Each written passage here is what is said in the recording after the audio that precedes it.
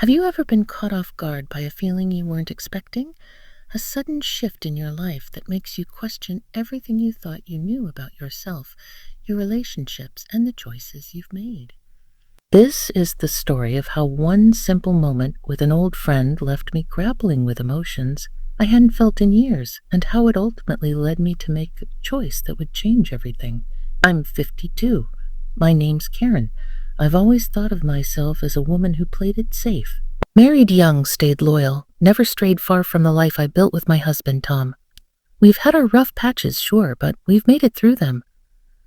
I used to believe that love was something stable, predictable, that after a certain age, surprises just stopped happening. But I was wrong, so very wrong. I never thought something like this could happen to me. Please don't make the same mistake I did. It started the night of Mark and Joanne's anniversary party. One of those late spring evenings that still clung to a bit of chill, with the scent of magnolia in the air and the distant hum of lawnmowers fading as the sun went down. Tom and I had both been invited. We were part of that tight-knit suburban circle that went to each other's barbecues, helped with school fundraisers, sent sympathy cards when someone's dog passed. Tom couldn't make it. Last-minute client emergency, so I went alone, not wanting to disappoint Joanne. She's been one of my closest friends for years. I wore a navy dress I hadn't pulled out since our niece's wedding, spritzed on a little perfume I hadn't used in months, and told myself it would just be a night of small talk and maybe a glass of wine. The house was packed. Laughter in the kitchen, music low in the background, one of those mellow playlists that sounded like it was made for people our age who used to dance, but now just sway and smile. I found myself chatting with old neighbors, catching up with folks I hadn't seen in years, and feeling a little more like the me I used to be before routines and calendars took over everything. That's when I noticed Jake. Jake is Tom's longtime friend. They go back to their college baseball days. He's always been around, always the guy with the quick wit, the laugh that fills a room, and those eyes that seem to hold more than he says out loud. But I'd never really seen him until that night.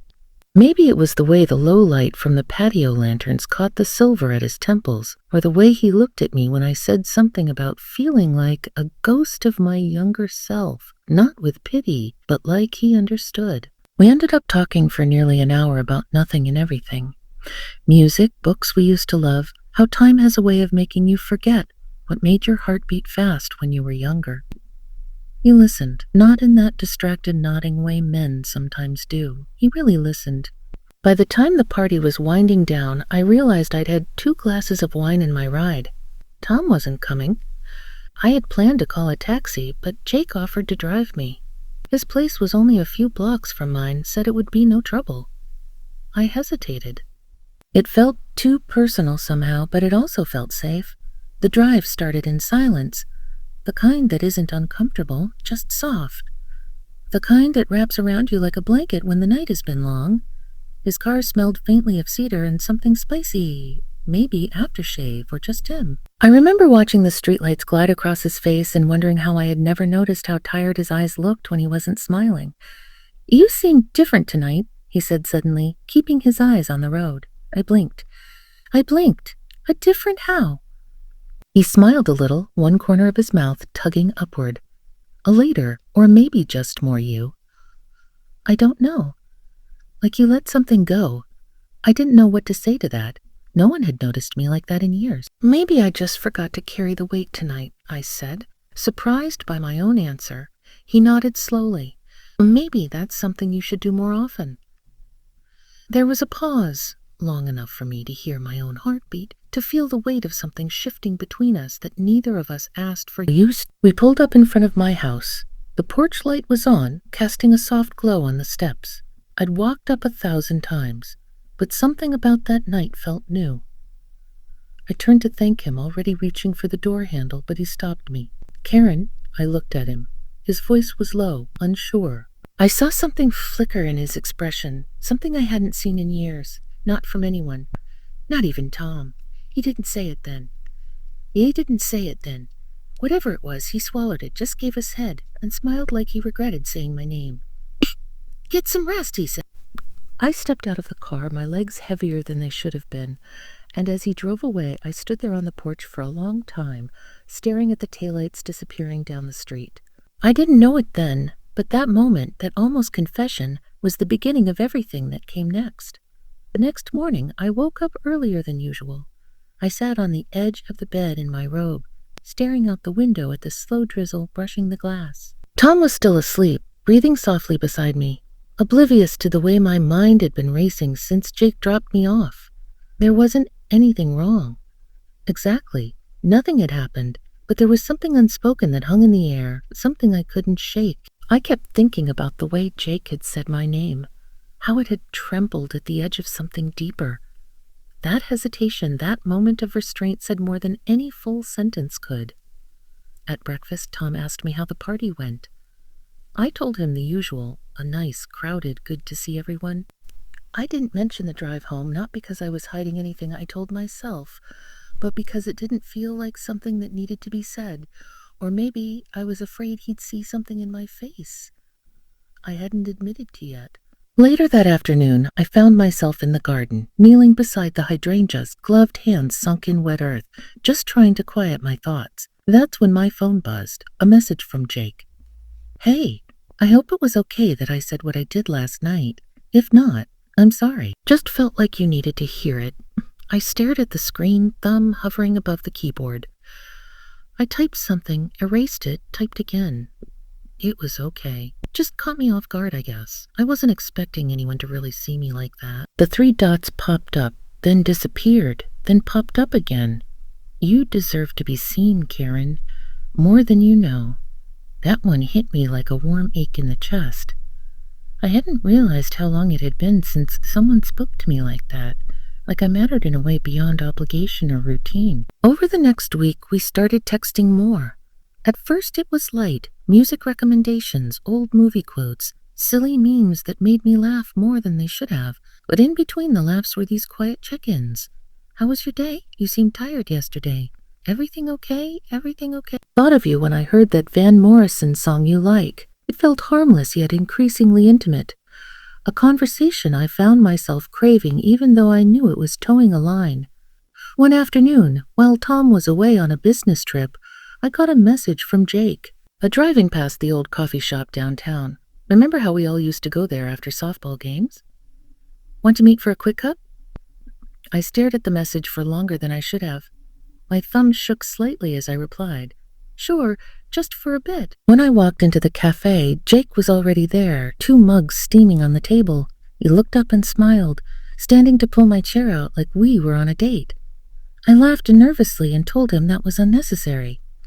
"Old habits," he said with a shrug. It felt natural, too natural. We talked like old friends who had somehow found a new version of themselves in each other. I caught myself watching the way his eyes crinkled when he smiled. He noticed when I brushed a strand of hair behind my ear and looked away, but nothing crossed the line until we were walking back to our cars. The sky was streaked with orange and gold. The breeze was cool and soft, and Jake stopped midst. "Karen," he said again, that same low, hesitant tone from the night of the party. "I know this probably isn't fair to say, but I've thought about you more than I should lately. You feel like someone I missed without realizing it." I opened my mouth, closed it. My heart was thumping in my chest. "I'm not asking for anything," he added quickly. "I just needed you to know because it's real. And it's been a long time since something felt real. I didn't run. I didn't lean in either. I just stood there soaking in his words, feeling the ground shift under my feet." "I should go," I whispered. He nodded. "Yeah, I get it." But as I turned toward my car, my fingers trembled on the handle because something inside me had been stirred awake, something I hadn't realized I'd buried. And suddenly, going back to the life I had before didn't feel so simple anymore. The days that followed felt like walking a tightrope I hadn't agreed to climb. Everything in my world was the same. Dinners with Tom, phone calls with my sister, quiet evenings folding laundry while nothing forgettable played on TV, and yet I wasn't the same. I found myself checking my phone too often, anticipating a message that might not come. And when Jake did text, short, simple things like, "Hope your day is not too heavy," or "Heard a song that reminded me of you again," It sent a flutter through me. I hadn't felt that since my 20s. I hadn't told anyone. I couldn't. I didn't want this to be something I had to explain or defend. I didn't want judgment, not from others and not for myself. Then one Saturday, Jake messaged me something different. "Hey, I'm heading to the lake for a drive. Haven't done it in years. Thought you might want to come along." No pressure. Just felt like asking. I stared at the message for nearly 10 minutes. My hands were damp. My heart felt loud. Tom had gone golfing for the day with some colleagues. He wouldn't be home until late. I knew what I should do, but I didn't do it. Instead, I typed back, "Okay, just for a bit." Jake picked me up in his old dark blue SUV. He looked surprised when I stepped out of the house, jeans and a windbreaker, like he wasn't sure I'd really come. "You look peaceful," he said. I laughed, though I felt anything but. The drive to the lake was quiet at first. The hum of the engine, the occasional turn signal, and the faint rhythm of his fingers tapping the steering wheel. I watched the trees blur by and wondered what I was doing, why I was here, what it meant that I hadn't said no. When we got to the lake, it was nearly empty. A few families on the far shore, a couple walking a dog. The sky was overcast, but the water was still and reflective like a sheet of smoky glass. We walked along the edge, our shoes crunching over gravel. Jake kept his hands in his pockets. I wrapped my arms around myself like armor. "I used to come here when I needed to think," he said softly. "Back when life felt simpler. Or maybe I was just too young to know how complicated things could get." I nodded, not trusting my voice. We reached a small wooden bench near the water and sat down. I could hear the quiet lap of the water against the rocks, the wind rustling the trees behind us. "I'm not trying to mess anything up," he said after a long silence. "I know you're married. I respect Tom, but I need you to know. Being near you, talking to you, it's the most alive I've felt in years, and I don't think nothing." I turned to him, finally meeting his eyes. They weren't demanding, just open, honest. "I don't know what to do with that," I whispered. "You don't have to do anything," he said. I just didn't want to keep pretending like it wasn't there. I looked out at the lake again, at the ripples spreading across the water from a stone someone had tossed in the distance. It felt like a metaphor to something small creating something wide. "I feel it too," I finally admitted. He closed his eyes and let out a breath that sounded like relief and sorrow all at once. "But I can't cross that line," I added. Jake nodded slowly. "I know." We sat there until the sun started to dip lower, casting a faint golden sheen over everything. On the drive back, we didn't speak much, but the silence between us had changed. It wasn't heavy with confusion anymore. It was filled with understanding and the quiet ache of knowing some things must stay untouched, even when they stir something real inside you. When he pulled into my driveway, I reached for the door handle and paused. "Thank you," I said. "For what? For not making me feel ashamed." He smiled gently. "You don't deserve to carry shame, Karen, just truth." And as I stepped out of the car and walked back into the life I had always known, I realized something I hadn't before. That truth and desire can live side by side, quietly, respectfully, and that sometimes just being seen is enough to wake up the parts of ourselves we thought we'd lost. The days after the lake felt quieter somehow, not empty, but still like the pause between heartbeats. I didn't see Jake and we didn't message much. Just the occasional check-in, like we were both making sure the other hadn't vanished. Life resumed its normal rhythm. Laundry, grocery list, Tom reading the news aloud in the morning like it was meant to spark conversation. But I had changed inside. Something had settled, not into certainty, but into clarity. One morning, Tom and I were having coffee at the kitchen table. The sun was coming through the window in soft golden bands, and the sound of birdsong filtered in through the screen. He was talking about a contractor delay at work, but I wasn't fully listening. I was watching his hands, the same hands I'd held for almost 30 years. They looked different now, older, worn, but they were still his. And I realized suddenly and with sharp honesty that I had been sleepwalking through parts of our marriage. We both had. We let routine take the place of intimacy, familiarity take the place of curiosity. That night after dinner, I sat beside Tom on the couch and reached for his hand. He looked at me surprised. Do you remember when we used to just talk?" I asked. "Not about bills or schedules, just talk." He blinked at me. Yeah, I guess we haven't done that in a while. So we did. We talked about everything and nothing. About who we were before the years stacked up. I didn't bring up Jake, not because I was hiding, but because this wasn't about him. It was about us. What we still had, what we had let fade. That conversation became a turning point. We started walking in the evenings again like we used to when the kids were still home. We cooked together on weekends.